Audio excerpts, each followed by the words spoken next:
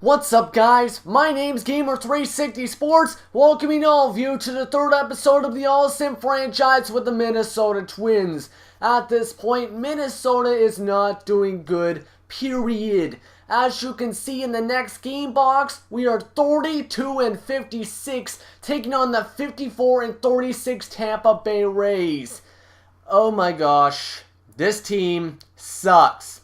We have the talent in some positions, but others we don't, because right now our team is not the best at every single position.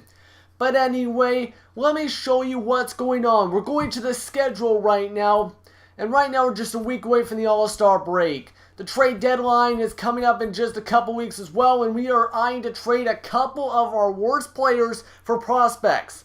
The worst being Kevin Correa. That guy was 1-10 in the major leagues this season. He hasn't had a AAA start. We'll check that in a bit.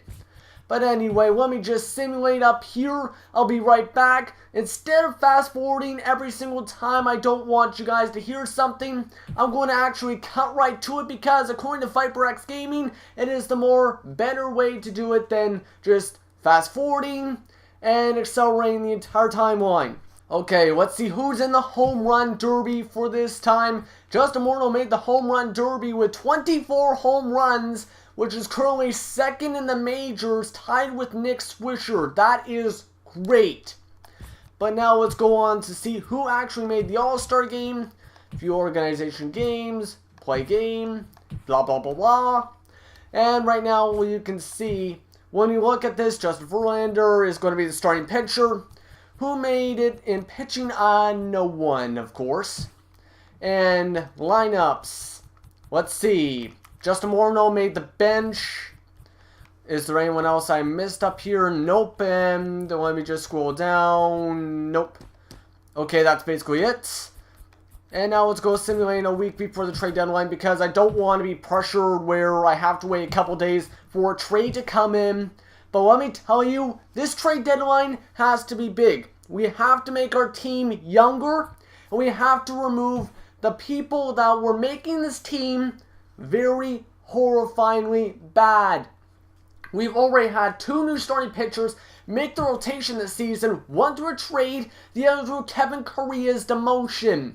But right now, I'll be right back with a trade, because I'm going to start offers for Kevin Correa, the worst pitcher in trade stock in the major leagues. This should be fun. To summarize my frustrations from Kevin Correa, let me show you a few clips. The following also features swearing. Oh my gosh, what the fuck am I supposed to offer? Oh, you are fucking kidding me.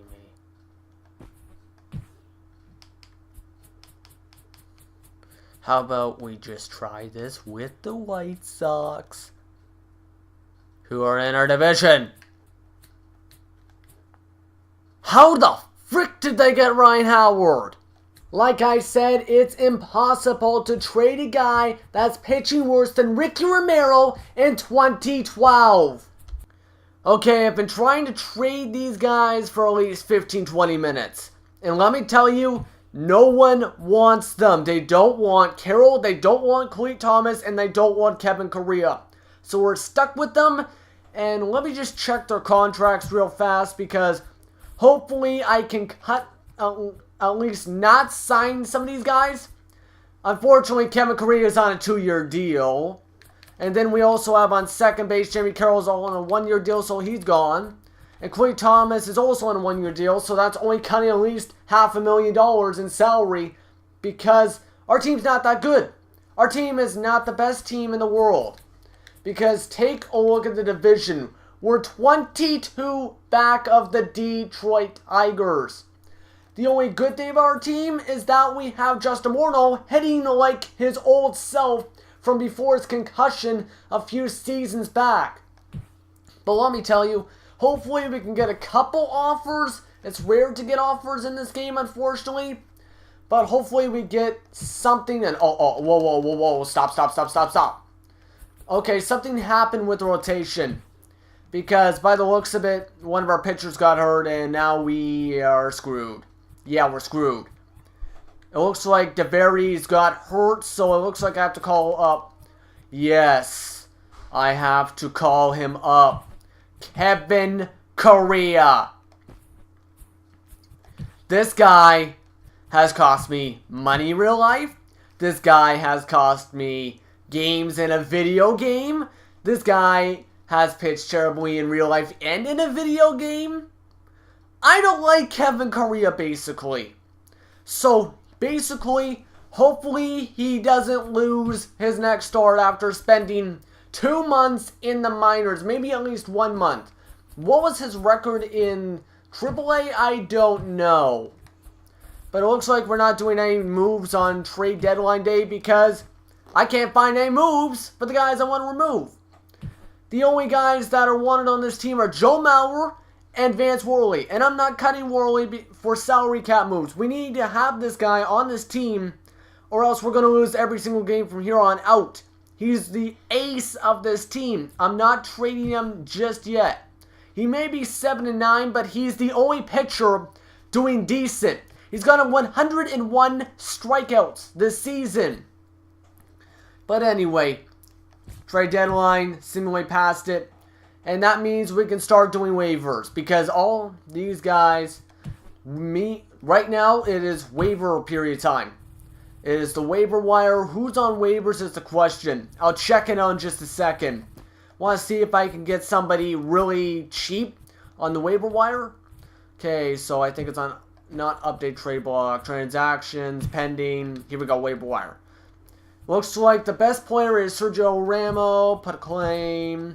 Just put some claims on some of these guys just for the heck of it. Johan Santana. I doubt I'm going to get any of these guys. Morales, claim. Morris, claim. Blah, blah, blah. Probably going to simulate through all this stuff and show you all the claims afterwards. I'll be right back. So it was a very quick cutout for one reason. The one reason was I did claims on Romo, Santana, Morales, and Morris. Then it blocked me out for Vogelsog and the rest of these players because apparently this year there's a limit. So let's keep on simulating. I want to do one more feature series this season. Then we're skipping to the off season because this year's already done. So I'm just going to simulate ahead. It's going to be a faster episode yet again. But I'm going to simulate ahead to a divisional matchup in Detroit. Yes, we haven't had a single series in Minnesota yet. I'm going to show one series with the Detroit Tigers. I'll be right back. Basically, I'll be back if anything major happens. If not, you'll be seeing some gameplay. Alright, I'm back just to notify you guys on a couple things before we go into the highlight package for this episode. All the trade waivers, of course, were withdrawn as you would expect. Every team withdrawn and every message was different. And guess what? Kevin Correa is the opening game of the series. He has lost 2 more games and has won 1 more game this season. He's going to be lucky to get 5 wins this year and unlucky to get 20 losses this season. Then we have Vance Worley and Justin Verlander. Justin Verlander's on a Cy Young kind of caliber season. 14-7, 2.49 ERA, 160 strikeouts. Then Scott Diamond, 8-10, who's decent but hasn't gotten that many wins, is taking on Max Scherzer. Yes, Scherzer. But anyway, we're going into the gameplay in 3, 2, 1. If you've had a rough season like the Minnesota Twins, you already know the year is done. They're 28 games back in the division as Detroit has already just about sealed it, up 19.5 games over the White Sox. Now on the mound for Minnesota in Game 1 was Kevin Correa, the worst pitcher in baseball. But he wasn't looking that way to start off because in the first 2 2/3 innings, he struck out 3. But on the last out of the 3rd inning, Austin Jackson will cream this ball into right field for an RBI double to break the shutout. It's 1-0 Tigers after 3 innings. Now on the mound for Detroit was Rick Porcello, who's 9-9 on the season with a 4.51 ERA and 68 strikeouts. He was looking pretty good as well. He got in trouble with men on first and second, but he forces the double play to end off the top of the 4th inning to get out of the jam. But Detroit would go boom, boom, boom. All of a sudden the game goes from 1-0 to 4-0 in just one inning, as that would end Kevin Correa's day. Now Detroit still continued to bring in runs on the sacrifice ground out by Andy Dirks to make it 5-0. Now Justin Morneau would break the shutout for Minnesota, hitting this one into the gap. It goes all the way to the wall and makes it 5-2 on the RBI double. But Detroit was able to seal the deal on pitching. They scored 2 more runs and forced ground out after ground out. They weren't striking out guys like crazy in this one after Rick Porcello left the mound, but Detroit was continuing to force Minnesota to struggle. And even when there's broken bats flying towards your face, they're able to get the ground ball easily, as Detroit wins this one for the first game of the series 7-2, thanks to some great pitching from Porcello for win number 10. Now game 2 of this series was a different story. It was a battle of aces for game 2 of this series. Justin Verlander was on the mound, a Cy Young candidate with 14 wins, 7 losses, 160 strikeouts. But with no outs, he loaded the bases. This was very uncharacteristic for Justin Verlander, and even the fielders were looking uncharacteristic. This should be a double play to only allow 1 run, but this goes almost into the bullpen and dugout. That's a crazy throw. It's a huge error by Miguel Cabrera. Still 1-0. Minnesota would get run number 2 on this RBI single right up the gut. And if you're expecting Vance Worley to actually step up in this one, you were mistaken. This got really huge. Here's a swing, and oh man! Way out of here to score the game's first run. Oh, he waits back on the change there, and this is hit high and fairly deep out to left. And that ball is gone! Home run!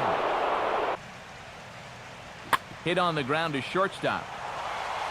For second for 1, and it's right over his head. For those expecting this game to end just like that, you know it was not a day for the pitchers or the fielders, because that's home run number 3 on the game by either side. It's 5-3 Twinkies. Now make that 5-4 Twinkies, because Detroit was coming back slowly in this one. Every single inning they got closer and closer in this close matchup. They would make it 5-5 in the bottom of the 3rd inning. The Tigers went up on the RBI triple. The run goes all the way from first base, and Detroit had all the momentum the rest of the way. Now 6-6. It will be another nice hit, this time by Torrey Hunter into the right field corner. This brings in another run to go up by 1. Now up by 2, 8-6, with man on first and second. Johnny Peralta would hit this one into the gap. It's very close to almost being a home run, but it's another RBI triple. That would seal the deal for Detroit for a second straight night. Minnesota continues to struggle, as they've been outscored in this series 20-10, losing this one easily 13-8. Now going into game 3 of this series, Minnesota needed one good pitching matchup, and this was it. They had Max Scherzer on the mound for Detroit, and he was looking good to start off with. A man on first at the top of the first with 1 out. He forces the double play to end off the first inning by Joe Mauer. And in the second inning, he would strike out Justin Morneau, looking easily on the 92-mile-an-hour fastball. Now on the mound for Minnesota was Scott Diamond, just as good as Vance Worley, 8-10 with a lower ERA with a 4.41. He's looked pretty good this season. And even though he wasn't striking out batters with only 53 strikeouts on the season, he was able to cruise through this one easily. Both the pitchers had shutouts going through the first 3 innings. And even when there's a flying broken bat going towards Scott Diamond's face, he goes out and grabs the ball easily. Now Max Scherzer would get in a jam in the 4th inning, but he got out of it pretty easily as he strikes out Josh Willingham swinging, then forces Parmley to ground out right to the first baseman to end off the top of the 4th. Now Detroit would be the first one to get on the board as Johnny Peralta in the bottom 5th would get on base. That would lead to the first run of the game to make it 1-0 Tigers. But Minnesota did not want to let another game slip away, so Trevor Plouffe would hit home run number 18 on the season. He went ice cold after the All-Star break, but he might be back. 14 home runs before the All-Star break. Now he's up to 18 with 4 after the All-Star break. Now Detroit would take the lead back on this RBI single right into left field. But once again, Minnesota would answer back as Justin Morneau would cream this ball. Bing, zoom, that baby is out of here. As that would end up giving Minnesota another tie ball game. But this went to extras, and this happened. Now a swing and a ball pulled down the line to third. And this will stay inside the third base bag. A fair ball. And the winning run is across to score. Once again, the Minnesota Twins are walked off this season as the Tigers sweep the Twinkies on the 3-2 victory. Now this one, I'll wrap up this episode of the All-Sim franchise with the Minnesota Twins. All corrections will appear on your screen right now, so if I didn't catch anything, tell me in the comment section below. Now be sure to smash that like button and leave as many comments as possible because the comments really help the quality of these videos. Thanks for watching and have a great day.